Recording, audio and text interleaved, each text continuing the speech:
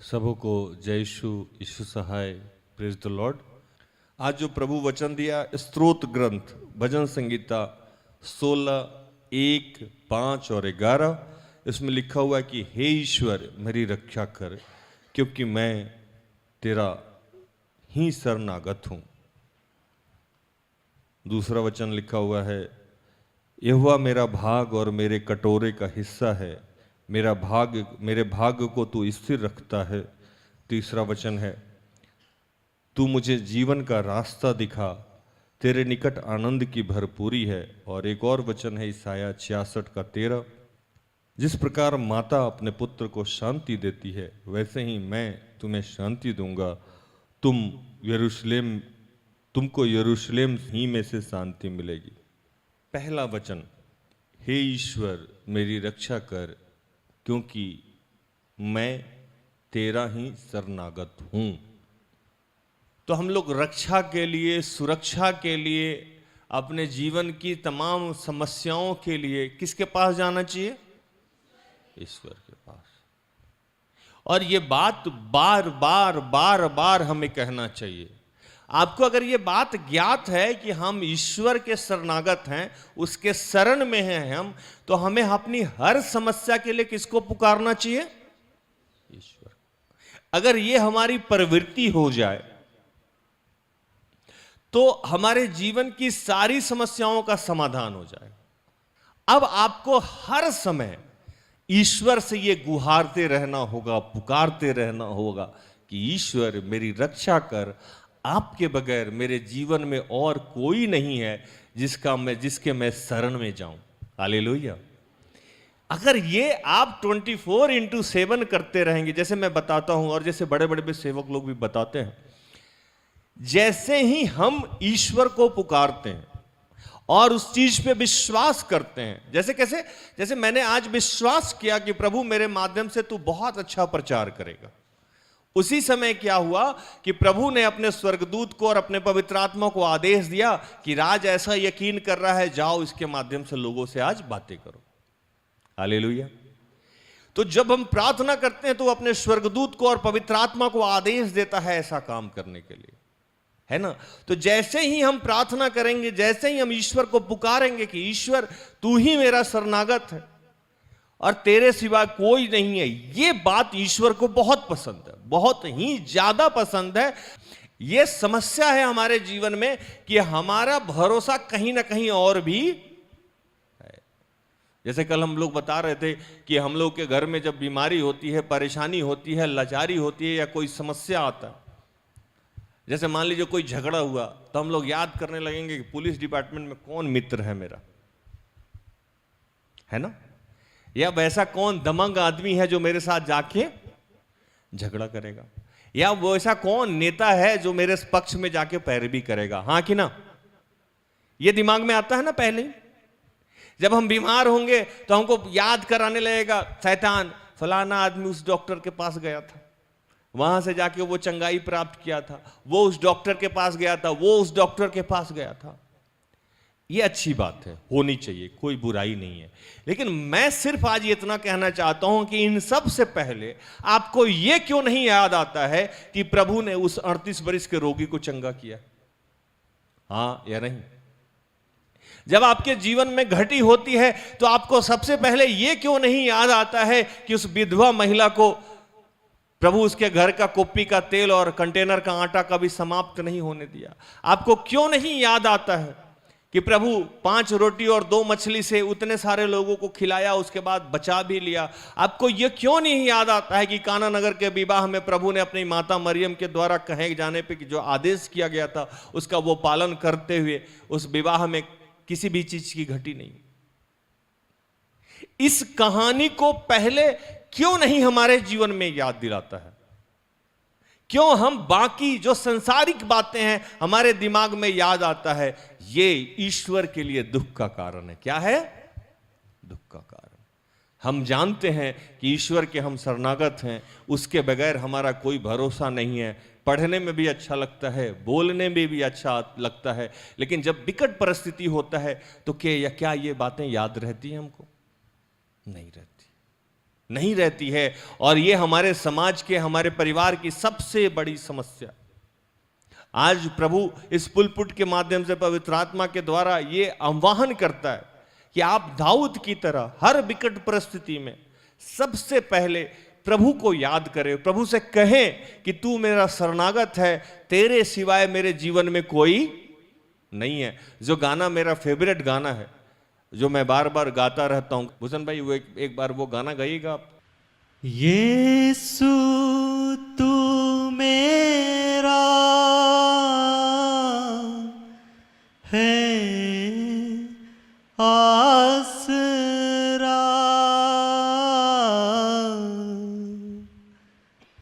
यीशु तू मेरा है आसरा,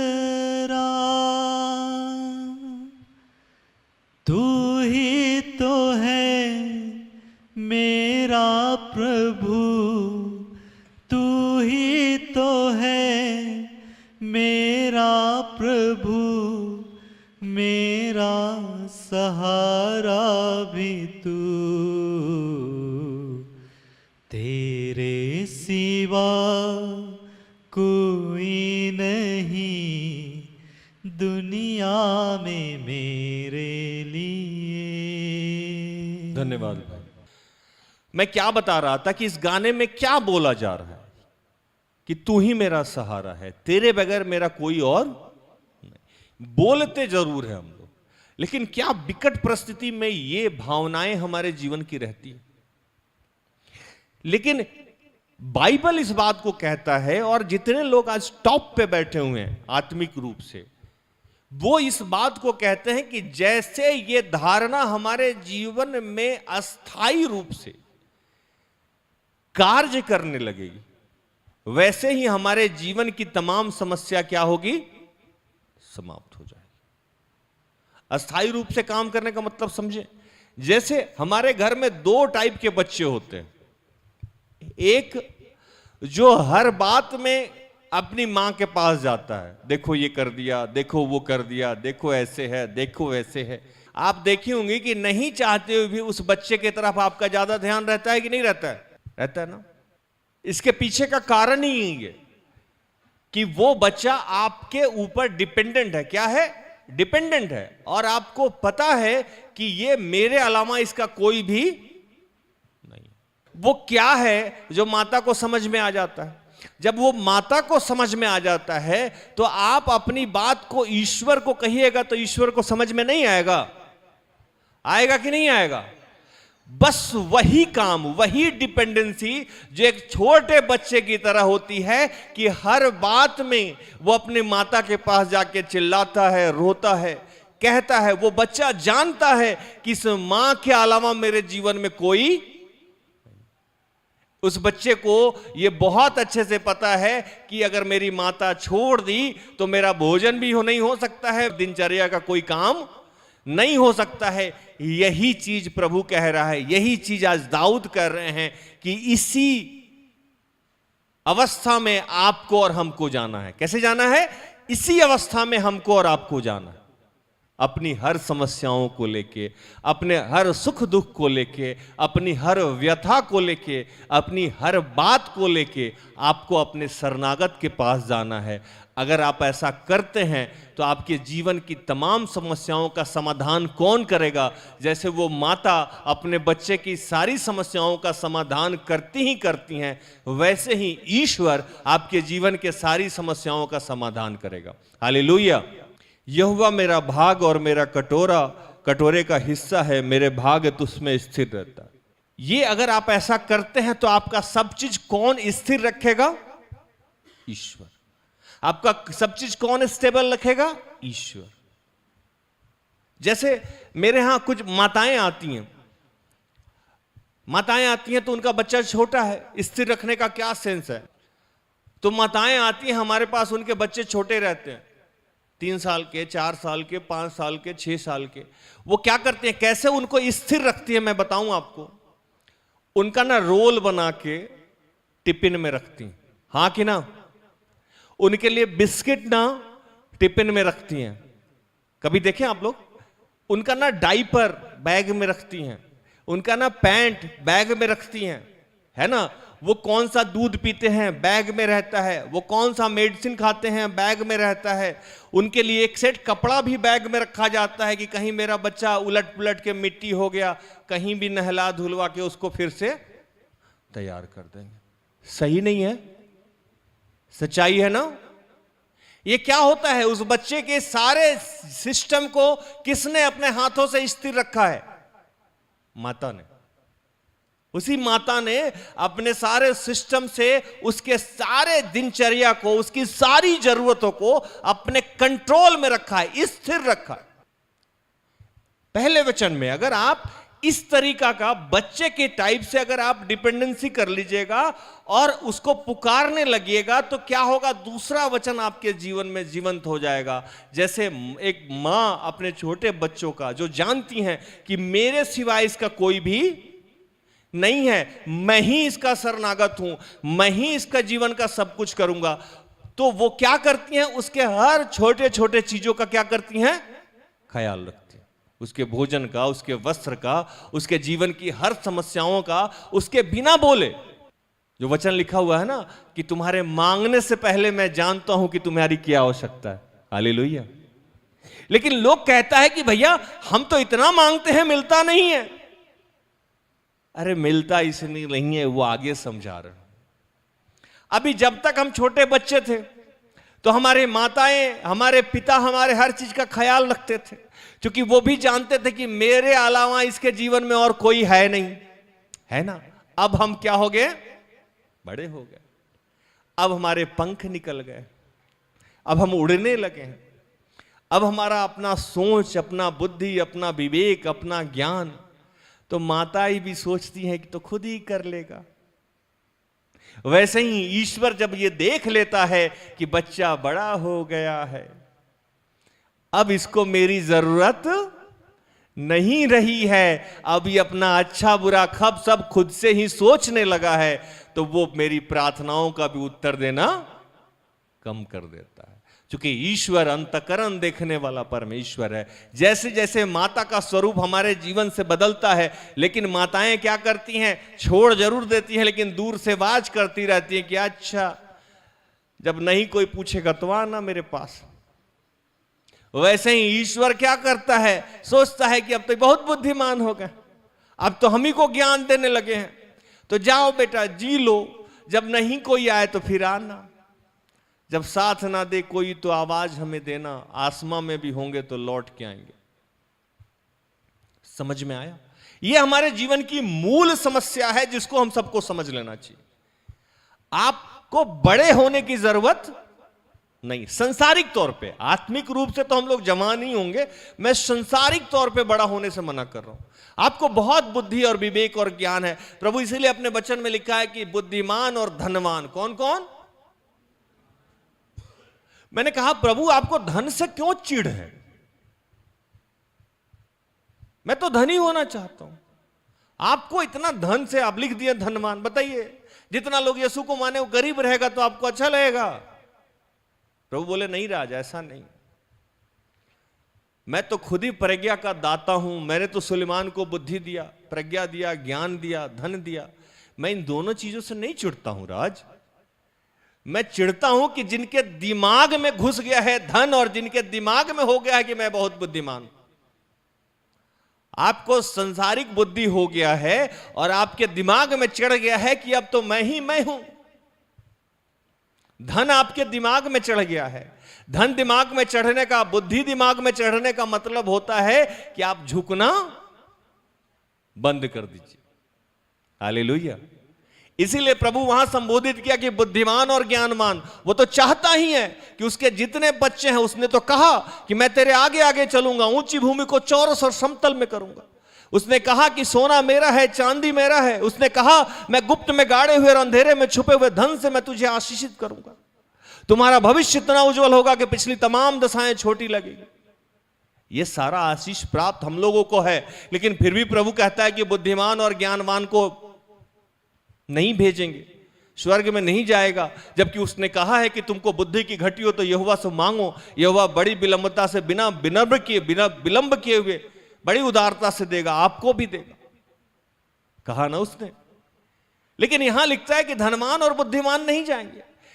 तो प्रभु ने कहा, राज ऐसी कोई बात नहीं है, धनवान और बुद्धिमान तो मैं तो चाहता ही हूं कि तुम समृद्धिशाली बनो, क्योंकि मैंने लिखा है कि तुम मेरे गवाह बनोगे, प्रेरित 1:8 में। तुम्हें लोग देख के तुम इतने धनी हो जाओ कि तुम्हें लोग देख के आके पूछे कि राज तुम तो पहले बकरी चराते थे, अब राजा कैसे बन गए। दाऊद के साथ यही स्थिति थी ना, जिसने आज यहां लिखा है। दाऊद को लोग देखता होगा तो आश्चर्य नहीं करता होगा, अरे ये यही है। तो प्रभु चाहता ही है कि हम आशीषित हों, हम समृद्धिशाली हों। वो कभी भी नहीं चाहता है कि हमारे बच्चे भूखे रहें, प्यासे रहें, गरीबी में रहें, आर्थिक तंगी में रहें, नकारात्मक सोच, वो कभी भी नहीं चाहता है। वो चाहेगा, क्यों चाहेगा? अगर वो चाह ले और हमारे जीवन में कोई परिवर्तन नहीं हो तो उसको कौन मानेगा। इसीलिए तो दाऊद बोला, क्या मिट्टी तेरा धन्यवाद करेगी? कौन करेगा तेरा धन्यवाद? अगर हम ही लोग खुशहाल नहीं हुए, हम ही लोग मर गए तो कौन करेगा? सच्चाई है ना। तो प्रभु चाहता है कि हम बहुत समृद्धिशाली है, लेकिन T&C, term and condition apply. आपको उसके लिए पहला वचन में जो कहा है कि आपको डिपेंडेंसी रखा होगा, आपको यह मानना होगा कि वो आप उसके शरणागत हैं। क्या है? शरणागत। दूसरा कि अपनी हर समस्याओं को आपको उसके पास लेके जाना होगा। अगर आप ऐसा करते हैं तो तीसरा वचन जो है, तू मुझे जीवन का रास्ता दिखा, तेरे निकट आनंद की भरपूरी है। कहता है कि मैं तुझे बुद्धि और ज्ञान दूंगा और जिस मार्ग में चलना है उसमें तेरी अगुवाई करूंगा। प्रभु से कहिए कि प्रभु मुझे नहीं समझ में आता व्हाट टू डू, क्या करें, कैसे करें। क्योंकि प्रभु अनजाने में सांसारिक बातें मेरे अंदर बहुत घुस गई है। आप जिस स्कूल में भेजे वहां सारे लोग गंदा गंदा बात सिखा दिए हमको। आप जो मोबाइल इंटरनेट का उत्पादन किए उसके माध्यम से बहुत सारी गंदगी घुस गया है, तो हम ना कंफ्यूज हो गए हैं। क्या हो गए हैं? कंफ्यूज हो गए। अब समझाइए प्रभु कि इस विकट परिस्थिति में किधर जाएं और किधर नहीं जाएं। ऐसी प्रार्थना हमारी होनी चाहिए। मैंने आपको 3 बातें कही। पहला कि आपको हर अवस्था में उसी के शरण में रहना है। कैसे रहना है? उसी के शरण में रहना है। और उसके लिए एक एकदम छोटा सा बेबी। कैसा बेबी? छोटा सा बेबी, नन्हा सा बेबी। उसके पीछे का कारण यह है कि उसको बुद्धि नहीं है। वो गुड़िया की तरह, किस तरह है? हंसाए तो हंसा, रुलाए तो रोया, खाना दिया तो खाना दिया, नहीं दिए। प्रभु भी ऐसा ही चाहता है कि 4-5 साल वाला ही अवस्था ठीक है। ज्यादा बड़ा होइएगा तो क्या हो जाएगा? ज्ञान हो जाएगा। और आजकल तो इतना संसारिक खाद डला हुआ है हर चीज में, इतना जल्दी डेवलपमेंट हो रहा है कि 7 साल के बच्चे भी जो सवाल करते हैं मेरे यहां आके, जो मैं शादी के बाद जाना।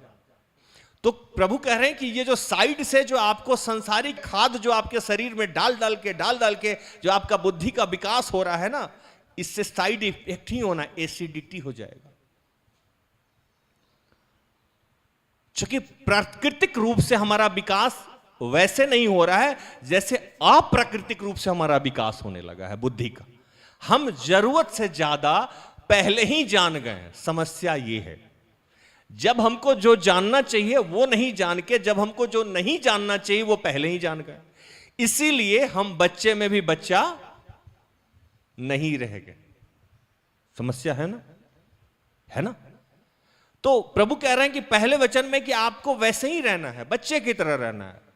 और अगर आप बच्चे की तरह रहिएगा तो प्रभु कैसे रहेगा? उस माता की तरह, जैसे माता बचपन में आपके रोने से, आपके हंसने से हर चीज का अनुमान लगा लेती हैं और वो आपके सारी जरूरतों को पूर्ण कर देती हैं। तो आप अगर 4 साल के बच्चे की तरह बिहेव कर रहे हैं प्रभु से, तो वो भी आपकी माता की तरह बिहेव कर रहा है। दूसरे वचन में मैंने आपको यह समझाया कि वो आपको स्थिर कैसे रखेगा। तो जैसे आप बचपन में हैं, आपको पता है कि हमको खाना भी माता देंगी, पानी भी माता देंगी, तो वैसे ही जब वो प्रभु जानेगा कि आप उसी के भरोसे जीवित हैं और हर बात में उसी को पुकारते हैं, तो वो आपकी सारी जरूरतों को, आपके वस्त्र का, आपके कपड़ा का, आपके घर का, आपके पति का, सब चीज का ध्यान वही रखेगा। और वो वचन आपके जाके जीवन में जीवंत हो जाएगा कि तुम्हारे मांगने से पहले ही मैं तुम्हें उत्तर दूंगा। हालेलुया।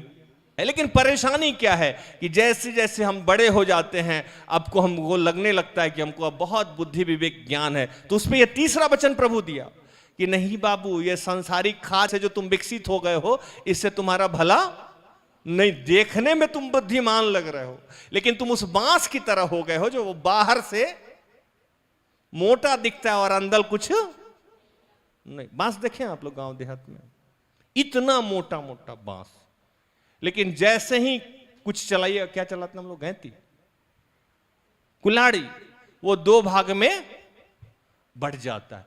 तो ये कुल्हाड़ी क्या है? आज हमारे बच्चे समझते हैं हम बहुत बुद्धिमान हैं, बहुत बहुत बहुत बहुत बुद्धिमान है, लेकिन जैसे ही समस्या रूपी कुल्हाड़ी उस पर आया, फट से 2 भाग में, आधा इधर आधा इधर, ईश्वर ईश्वर ईश्वर करते हुए पहुंचेगा। अरे बाबू, इतने देर से तो बहुत बुद्धिमान थे, अब क्या हुआ? नहीं सॉर्ट आउट हो रहा है दीदी भैया, कुछ बताइए। हम लोग भी इंतजार में रहते हैं कि अब आएगा ऊंट पहाड़ के नीचे। प्रभु भी इंतजार में, हम भी इंतजार में। आप समझे मेरी बात को? तो प्रभु कह रहे हैं कि आप कितने भी बड़े हो गए हैं, लेकिन उससे दिशा निर्देशित होना बंद मत कीजिए। प्रभु से कहिए कि प्रभु, आपने कहा है कि मैं तुझे बुद्धि और ज्ञान दूंगा और जिस मार्ग में तुझे चलना उसमें तेरी अगुवाई करूंगा। मेरे पास जो है ये सब अनयूजुअल है, इसका कोई मतलब नहीं है, क्योंकि विकट परिस्थिति में ना मेरा बुद्धि काम आता है, ना मेरा दोस्त काम आता है। हालेलुया। तो प्रभु कह रहे हैं कि आपको इस बुद्धि को मांगना ही होगा, क्योंकि अभी जगह जगह पे आपको परेशानी झेलना पड़ेगा, और परेशानी कहीं और से नहीं झेलना पड़ेगा। परेशानी आपके सगे मित्र के माध्यम से, परेशानी आपकी जो वो महबूबा हैं या महबूब हैं उनके माध्यम से, क्योंकि ये आए ही आपके जीवन में आपको लूटने हैं।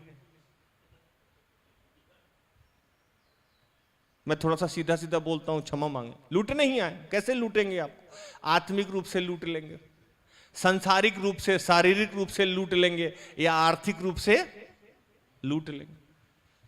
तो ऐसे लोगों का आप क्या कीजिएगा दोस्त? इसीलिए आपको प्रभु से क्या करना होगा? प्रज्ञा बुद्धि मांगते रहना होगा और निरंतर मांगते रहना होगा। अगर इस तीनों वचन पे आप काम कर रहे हैं, तो आखिरी वचन क्या है?